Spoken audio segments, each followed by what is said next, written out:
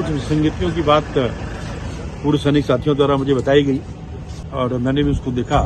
वास्तव में कहीं टेक्निकल कमियां उसके अंदर हैं। मैं शीघ्र ही बाद रक्षा मंत्री से समय लेकर इनके प्रतिनिधि को साथ लेकर जाऊंगा, क्योंकि OROP अगर लागू किया है तो भारतीय जनता पार्टी की सरकार ने किया है। उसमें कहीं कोई विसंगति है तो उसको ठीक भी भारतीय जनता पार्टी की सरकार करेगी। मैं अपने सैनिक भाइयों को भरोसा दिलाता हूं कि आप नरेंद्र मोदी जी पर भरोसा रखिएगा।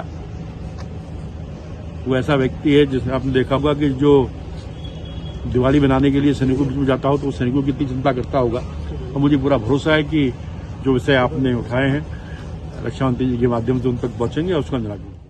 दोस्तों, अब तो बीजेपी सरकार के जो नेता उन्होंने भी मान लिया कि 1 रैंक 1 पेंशन रिवीजन का जो सेकंड पेंशन रिवीजन हुआ है उसमें हमारे पेंशन धारकों के साथ दरअसल धोखा किया गया है, यानी कि टेबल में बहुत सारी गलतियां हैं। आपने अभी अभी जो वीडियो क्लिप देखी, बीजेपी के बड़े नेता के द्वारा कहा गया है कि हम जो OROP सेकंड रिवीजन में गलतियां हुई हैं, वो जो विसंगतियां हैं उनको सुधारने की कोशिश करेंगे और रक्षा मंत्री तक इस बात को पहुंचाएंगे ताकि जो हमारे पेंशन धारक हैं उनकी जो पेंशन बढ़नी चाहिए थी, असल में कितने बढ़नी चाहिए थी आप देख सकते हैं।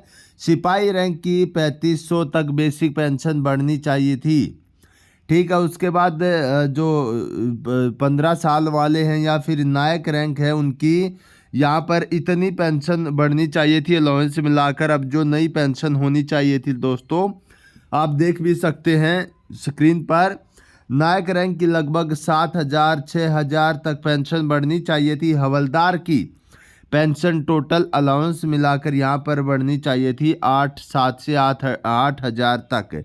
क्योंकि मैं बेसिक पेंशन की हम बात इस वीडियो में नहीं कर रहे दोस्तों, हम कर रहे हैं टोटल पेंशन की बात। उसमें कितनी बढ़ोतरी होनी चाहिए थी OROP सेकंड रिवीजन के बाद। जी हाँ, आप देख सकते हैं।